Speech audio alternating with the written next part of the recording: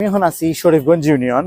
আমার ঠিক পেছনে দেখতে পারা এটা হইল গিয়া কুশিয়ারা নদী, তার সাইডে যেটা দেখতে পারা ঘাট, এটা হইল গিয়া বাদেশ্বর মিরগঞ্জ বাজার। আর আমি এখন আছি শরীফগঞ্জ ইউনিয়নও। আর কুশিয়ারা নদী দেখতে পারা ঠিক আমার পিছনে অনেকগুলা সিএনজি দেখতে পারা।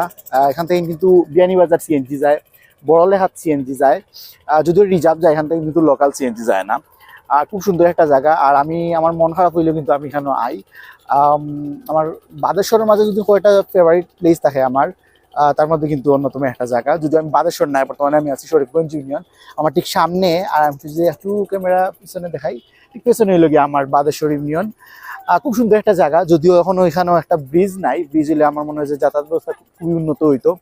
জানি না আদৌ কোনো ব্রিজ হইব কিনা, বা এখনকার যে বর্তমান পার্লামেন্ট মেম্বার আছেন তাই করিয়া দিবা কিনা, এটা এখনো জানি না।